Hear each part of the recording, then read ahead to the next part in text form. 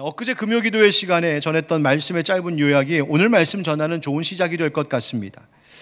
인생에 많은 어려움과 고비들이 있죠. 그 순간마다 여러분을 지켜주는 힘이 뭡니까? 성도의 삶을 지켜주는 힘이 뭘까요? 세상의 물질입니까? 건강입니까? 사람입니까? 세상의 어떤 힘, 권세입니까? 아닙니다. 인생의 고비마다 성도의 삶, 우리의 삶을 지켜주는 힘은 다름이 아닌 내가 하나님의 사랑받는 자녀, 사랑받은 자녀라고 하는 것을 아는 자기 이해입니다. 내가 하나님의 사랑받은 아들입니다. 내가 하나님의 사랑받은 딸입니다. 나를 그렇게 알고 이해하는 것이 나를 지키는 가장 강력한 힘이다. 여러분, 예수님이 그러셨습니다. 40일 동안 광야에서 예수님 금식기도 하셨죠. 아무것도 의지할 것이 없는 그 광야, 모든 관계가 단절되고 먹을 것 마실 것 없어서 그냥 아무것도 의지할 것 없는 그 광야 한복판에 마치 내던져지듯 성령님께서 예수님을 몰고 가셨습니다. 그곳에서 배고픔과 목마름의 그 극한 상황을 겪으셔야 했습니다. 예수님은 하나님이시지만 그분은 또한 완전한 인간으로 이 땅에 오셨기 때문에 우리가 겪고 있는 모든 배고픔, 굶주림, 외로움, 목마름, 피곤함 이런 것들을 다 똑같이 경험하신 분이 우리 예수님이십니다. 심지어 사탄은 바로 그 틈을 타서 예수님을 시험하기도 하죠. 하나님의 아들임을 증명해 보이라고요. 유혹했습니다. 그 모든 어려운 순간들을 예수님 어떻게 견뎌내셨을까요? 40일 이 밤낮의 이 고통을 어떻게 이겨내셨을까요? 그것은 다름 아닌 하나님 아버지의 음성입니다. 예수님께서 광야에 들어오시기 전 예수님은 요단강에서 세례 요한을 통하여 세례를 받으셨고 바로 그 순간 하늘이 열리면서 하나님 아버지의 말씀이 임했습니다. 내가 사랑하는 아들이라, 내가 기뻐하는 자라. 하나님 말씀하시는 음성이 생생하게 들렸고 그것이 예수님의 가슴을 채웠습니다. 분명 예수님은 40일 그 광야 시간 동안에 견디기 힘든 고통이 밀려오는 매 순간마다 하나님 아버지께서 들려주신 그 음성, 그 말씀을 다시 귀 기울여 들으며 또 곱씹고 곱씹으며 그 사랑의 힘으로 이 어려움들을 견뎌내셨을 겁니다. 바로 하나님 아버지가 나를 사랑하신다라고 하는 바로 그것이, 그 믿음, 그 확신이 인생의 모든 문제, 광야와 같은 삶의 어려움들을 이겨내게 하는 힘이 되어주는 겁니다. 여러분, 이와 같은 자기 이해, 내가 하나님의 사랑받는 자녀입니다 라고 하는 나를 아는 바로 그것이 모든 것을 견디게 하는 것. 여러분, 성령님이 바로 우리의 마음 가운데 이 사실을 들려주시는 것이죠. 그러므로 어려울 때일수록, 힘들 때일수록 광야 한복판 같고 앞길이 보이지 않는 그때에 바로 하나님 아버지 나를 사랑하신다 하는 음성으로 우리의 삶을 채워나가야 하는 것입니다. 그렇다면 내가 하나님의 사랑받는 자녀라고 하는 것을 우리는 어떻게 경험할 수 있을까요? 어떻게 확신할 수 있을까요? 오늘 본문 가운데 포함된 5장 1절과 2절 말씀을 보십시오. 그러므로 사랑을 받는 자녀같이 너희는 하나님을 본받는 자가 되고 그리스도께서 너희를 사랑하신 것 같이 너희도 사랑 가운데서 행하라. 그는 우리를 위하여 자신을 버리사 향기로운 제물과 희생 제물로 하나님께 드리셨느니라. 아멘. 내가 하나님의 사랑받는 아들이와 하나님의 사랑받는 딸입니다 라고 하는 자기 이해를 가지고 있는 사람에게는 이제 또 누군가를 사랑해야 할 의무가 주어집니다. 그리스도께서 너를 사랑하신 것 같이 너희도 사랑 가운데서 행하라. 사도 바울은 성도들에게 하나님 아버지를 본받는 자처럼 하나님처럼 서로 사랑 가운데 행하라고 권면하고 있습니다. 여러분, 이 말씀의 뜻이 무엇일까요? 그냥 사랑의 빚을 지었으니까 빚 갚으며 살아라, 그런 채무 독촉과 같은 말일까요? 물론 우리가 사랑의 빚을 지었으니 마땅히 감사하는 마음으로 받은 대로 사랑 베풀며 그 사랑의 빚을 갚기 위해 노력해야 됩니다. 그런데 여러분, 우리가 하나님의 사랑, 내가 빚 갚겠다 한다 한들 내게 부어주신 하나님 아버지의 사랑의 그 크기를 따라갈 수가 있겠습니까? 여러분, 오늘 말씀에는 더 깊은 의미가 있습니다. 그것은 네가 그 사랑을 쏟아내어 주는 만큼 또다시 채워지는 하나님의 사랑이 있음을 경험하라는 것입니다. 하나님께서 채워주시는 그 사랑을 경험하려면 내가 사랑하며 살아야 한다는 거예요. 오늘 본문인 에베소서 4장 25절부터의 이 말씀은 사실 그 앞에 있는 23절, 24절과도 연결되는 말씀인데요. 우리 23절과 24절을 한 목소리로 함께 읽어보겠습니다. 시작. 오직 너희의 심령이 새롭게 되어 하나님을 따라 의와 진리의 거룩함으로 지으심을 받은 새 사람을 입으라. 아멘. 아멘. 예수 그리스도를 믿음으로 우리가 새 사람 되었다 말씀해 주십니다. 새 사람, 바로 하나님의 사랑받는 자녀된 것이죠. 그래서 이 새 사람으로 살아가는 삶의 새로운 규범, 그리스도인의 생활 규범을 쭉 나열하여 우리에게 권면하고 있는 말씀이 오늘 본문입니다. 그럼 하나님의 자녀로서 새 사람 된 우리는 어떻게 살아야 될까요? 과연 우리가 사랑하며 산다는 것이 뭘까요? 세 가지로 한번 정리해서 생각해 보려고 합니다. 한번 첫 번째 따라 하실까요? 지체의식을 갖는 것이 사랑입니다. 지체의식을 갖는 것이 사랑입니다. 오늘 말씀 본문 가운데 25절부터 28절 말씀에 보면 거짓을 버려라, 분을 품지 말아라, 도둑질하지 말아라, 또 수고하여 오히려 선한 일을 하라, 이렇게 말씀하고 계십니다. 그런데 이 모든 이 선한 일들에 있어서 이것의 시작이 되고 있는 것이 있는데 그게 뭘까요? 바로 이는 우리가 서로 지체가 됨이라 말씀하시는 겁니다. 지체가 됨이라. 여러분, 예수 그리스도 안에서 새 사람이 되었다라고 하는 것, 그것은 내가 하나님의 자녀라고 하는 것을 이해하는 것인데, 나에 대해서 새롭게 이해하기 시작한 그리스도인은 거기서 끝나는 것이 아니라 다른 사람에 대한 이해, 세상에 대한 이해, 타자에 대한 이해가 또한 달라지고 변화되어야 합니다. 무슨 말이냐 하면, 내가 새로워졌다면 다른 사람을 대하는 나의 태도, 그 관계에도 새로워짐이 있어야 되는 거예요. 내가 이 세상을 대하고 세상을 바라보고 있는 이 관계에도 뭔가 달라짐이 있어야 되는 거예요. 여러분, 예수 믿으면 사람이 달라집니다. 여러분 믿으십니까? 예, 여러분 예수 믿는 사람 달라집니다. 여러분 주변에 보셨죠? 예수 몰랐다가 예수 믿고 예수님 섬기기 시작할 때 변화되는 것 여러분 보셨을 겁니다. 그런데 여러분, 야, 나는 예수 믿어서 달라졌는데 난 다른 사람과의 관계에는 달라짐이 없어. 나는 예수 믿어서 내가 달라졌는데 내 아내를 대하고 내 남편을 대하는 태도는 달라지지 않았어. 내가 예수님을 믿었지만 내가 이 세상을 살아가는 방법은 달라지지 않았고 내가 세상을 대하는 태도가 달라지지 않았어 라면, 여러분 그것은 사실 내가 아직 달라지지 않은 겁니다. 내가 새 사람으로 변화되지 않은 거예요. 그리스도인이 되기 전에 무관했던, 관심도 없었던 어떤 그 사람이 예수 그리스도를 믿음으로 나의 이웃이 됩니다. 그리고 더 나아가 우리의 지체가 됩니다. 바로 예수 그리스도를 믿음으로 새 사람이 되었다라고 하는 것은 그 삶의 변화뿐만 아니라 사람들과 관계의 변화까지도 이야기하는 겁니다. 그래서 오늘 25절 말씀에 보면 이웃과 더불어 참된 것을 말하라, 이는 우리가 서로 지체가 됨이라. 타인이 이웃이 되고 이웃이 나의 지체가 되는 변화. 여러분 지체가 뭐예요?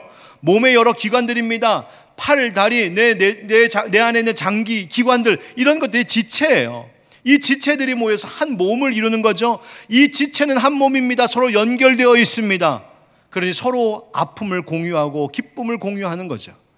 여러분, 그래서 예수 믿는 자들은 다른 사람들과의 관계 속에서 그의 감정과 동일시하는 공감을 갖게 됩니다. 그들의 삶의 상황과 서로 연결되어 있습니다. 그러니 함께 웃고 함께 우는 거죠. 그분의 감사가 내 감사가 되고 저 사람의 고통과 눈물이 내 것이 되는 것, 이것이 예수 안에서 새 사람 된 자의 모습입니다.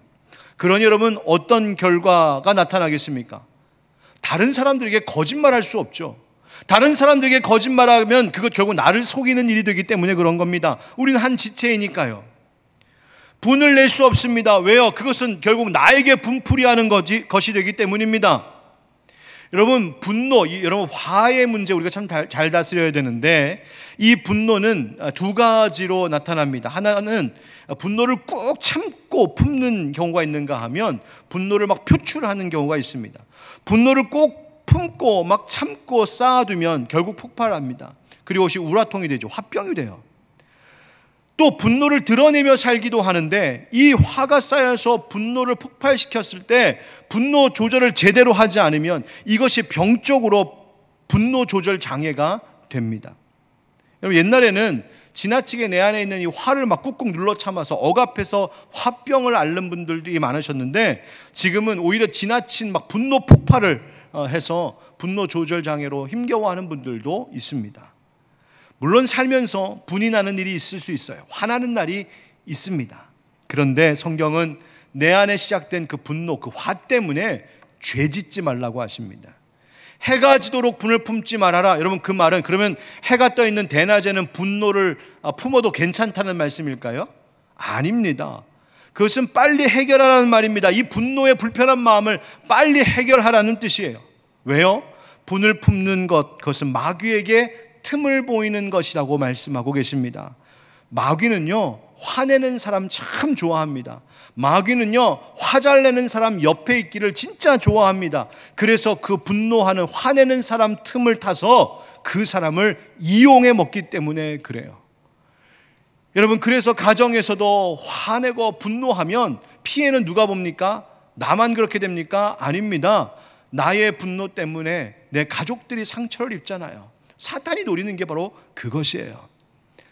그래서 조이스 마이어가 이런 말 합니다. 어떤 문제가 있든 당신이 화내지 않는다면 사탄은 아무런 힘도 행사할 수 없습니다.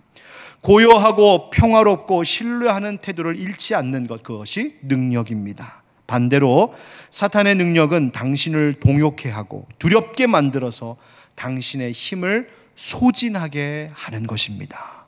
여러분, 분을 품지 마십시오. 예수 십자가 앞에 분을 내려놓고 그것을 해결해야 삶의 평안함이 찾아오고 힘을 얻을 수 있습니다. 그러면서 또 뭐라고 말씀하시냐면, 내가 다른 사람과 지체, 한 몸을 이루는 지체이기 때문에 다른 사람의 것을 탐할 수 없다. 그래서는 안 된다 합니다. 왜요? 다른 사람의 것이 다른 사람 것이 아니라 결국 내 것, 우리는 결국 한 몸이기 때문이에요. 그런데 여러분, 도둑질하지 않는 것만으로 되는 것이 아니라 이 지체의식이라고 하는 것은 돌이켜서 구제의 선한 손을 내미는 바로 사랑입니다. 도둑질하지 말아라 하시는 십계명의 말씀이 그냥 도둑질하지 않는 것으로 끝나는 것이 아니라 예수 그리스도를 믿는 사람은 남의 것 훔치던 손이 바뀌어서 오히려 내 것을 퍼주는 손이 되는 겁니다. 여러분, 예수 믿는다라고 하는 것은 이렇게 완전히 삶의 목적과 방향이 달라지는 거예요. 사랑을 주면 다시 사랑이 채워지기 때문입니다. 사랑을 베푸는 지체의식을 가지고 살면 오히려 하나님께서 우리를 돌보시는 사랑을 경험하게 되는 겁니다. 사랑하는 성도 여러분, 우리 더 사랑하며 삽시다. 하늘빛 광성교회 모든 성도들이 예수 안에서 성령으로 하나 된 한 몸의 한 지체 되었음을 알고 함께 울고 함께 웃는 공감과 연합의 공동체, 우리가 함께 이루어갈 수 있기를 주 예수 그리스도의 이름으로 축복합니다. 두 번째로 한번 따라 하실까요? 사랑이 뭘까? 성령을 근심케 하지 않는 것이 사랑입니다. 성령을 근심케 하지 않는 것이 사랑입니다. 29절과 30절 말씀에 보면 하나님의 성령을 근심하게 하지 말라라고 하는 말씀이 그 중심에 있습니다. 우리의 마음과 삶의 태도가 언행이 성령님을 근심케 할 수 있다라고 하는 거예요. 성령님을 슬프시게 할 수 있다는 말이에요. 여러분, 어떻게 하면 성령님이 슬퍼하실까요? 바로 성경이 우리의 말에 대하여서 가르쳐 주십니다. 우리가 말할 수 있다는 것, 언어의 능력이 있다고 하는 것은 하나님이 인간에게 주신 참 좋은 선물입니다. 어떤 의미에서 선물이냐 하면, 우리가 하나님의 형상대로 지음받은 하나님의 사랑받는 자녀라고 하는 것을 확증시켜주는 능력 중에 하나가 바로 이 언어 능력이에요. 왜요? 하나님이 말씀하시는 분이시기 때문에 그렇습니다. 하나님이 말씀하시는 분이셔서 인간에게만 말할 수 있는 능력을 주셨습니다. 그런데 우리가 하는 말 중에 성경이 뭐라고 합니까? 더러운 말이 있다고 합니다. 헬라어로 사프로스라고 하는 말인데요, 이 말의 의미는요, 썩은 나무, 썩은 열매라고 하는 의미를 가지고 있습니다. 썩은 열매 먹으면 어떻게 될까요? 배탈 납니다. 설사합니다. 몸이 아파요. 마치 더러운 말을 입에 담고 더러운 말을 내뱉는 것은 썩은 열매를 먹는 것처럼 나도 아프고 너도 아프게 만드는 아주 악한 일임을 성경이 가르쳐 주시는 겁니다.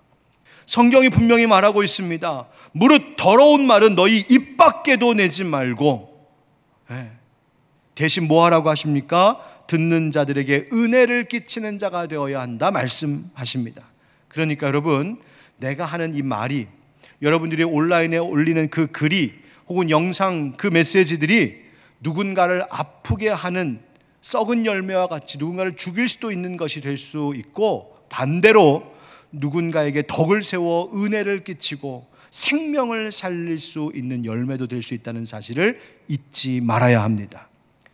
우리의 악한 말, 행동, 이것으로 누군가를 공격하고 비난하는 것, 여러분, 이런 것이 그저 그냥 예의에 어긋나고 도덕적인 문제, 여러분, 이 정도의 문제가 아니고요. 이것은요, 성령을 근심하게 하는 일입니다. 왜 그렇습니까? 우리를 하나 되게 하시는 성령님 아니십니까? 우리에게 평화 주기를 원하시는 분 아니십니까? 그런데 우리가 말과 행동으로 누군가를 죽이려 하고 다투고 비난하며 그 하나 되게 하신 것을 깨뜨리려고 할 때 성령님이 당연히 근심하실 수밖에 없는 것이죠. 여러분, 꼭 기억하며 사십시오. 성령 하나님께서 살아계셔서 나의 언행을 지켜보고 계신다, 듣고 계신다는 것을 잊지 마시기 바랍니다. 여러분, 우리가 살면서 성령님을 근심케 하는 일만 하지 않고 그런 것만 제거해도 우리가 얼마든지 덕을 세우는 사람, 사랑을 행하는 삶이 될 수 있습니다. 잠언 12장 18절 19절 우리 한번 같이 화면 보시면서 읽어볼까요? 시작. 칼로 찌름같이 함부로 말하는 자가 있거니와 지혜로운 자의 혀는 양약과 같으니라. 진실한 입술은 영원히 보존되거니와 거짓 혀는 잠시 동안만 있을 뿐이니라. 아멘. 여러분, 칼로 찌르는 것과 같이 사람을 죽이는, 함부로 말하는 사람이 있는가 하면 지혜로운 말을 하는 사람이 있다고 하십니다. 거짓의 혀가 있는가 하면 진실한 입술도 있다고 합니다. 여러분, 어떤 삶을 살아야겠습니까? 양약과 같은 우리의 인생 되기를 축복합니다. 하나님이 영원토록 보존하시는 인생 되기를 축복합니다. 여러분, 그러려면 늘 성령님께 물으셔야 합니다. 성령님, 제가 지금 하려고 하는 이 말과 혹은 행동이 성령님을 기쁘시게 하는 겁니까? 아니면 성령님을 근심케 하고 있는 겁니까? 여러분, 이것을 물으시고 이것이 내가 무언가를 선택하고 결정하는 기준이 될 때 우리는 성령을 근심케 하지 않으므로 하나님의 사랑받는 자녀와 같이 살아갈 수 있습니다. 사랑하는 성도 여러분, 우리가 성령님을 슬프게 하지 않는, 오히려 내 안에 계신 성령님을 기쁘시게 하는 말과 행동으로 또한 이 세상을 아름답게 가꾸어 나가는 모두가 되기를 주님의 이름으로 축복합니다. 마지막으로 한번 따라합시다. 긍휼의 마음으로 용서하는 것이 사랑입니다. 긍휼의 마음으로 용서하는 것이 사랑입니다. 예수님 믿는 사람들은요, 그리스도 안에서 새 사람 되었다고 말합니다. 하나님 사랑받는 자녀들 된 것이죠. 사랑받는 자녀는, 여러분, 가정에서도 사랑받는 자녀, 부모님의 말씀 잘 듣는 자녀입니다. 부모님이 하라는 것 하고 하지 말라는 것 하지 않는 자녀. 여러분, 하나님의 자녀도 마찬가지 아니겠습니까? 하나님의 자녀는 하나님의 뜻에 따라서 버릴 것과 취할 것을 잘 구분합니다. 하지 말아야 될 것과 할 것을 잘 구분하여 실천하는 겁니다. 31절 32절 말씀에 보니까 버려야 할 것이 있고 우리가 취하여 행할 것이 있음을 가르쳐 주세요. 버릴 행동 뭡니까? 다른 사람에 대한 악의적인 모든 것들을 다 버리라 하십니다. 이 31절에 나오는 말씀 보면 악독이라고 하는 것은 심술궂은 말, 그러니까 막 악하게 말하고 짜증내고 힘들게 만들고 불평과 불만을 쏟아놓는 말, 이 악독입니다. 분노, 노함과 분냄, 이 분노하고 화내고 적대적인 말로 상처 주는 거예요. 떠드는 것, 이거 뭐냐면 그냥 수다 떠는 것만이 아니라 흥분해서 서로 막 다투고 싸울 때 하는 말을 의미합니다. 비방하는 말도 버리라고 하시죠.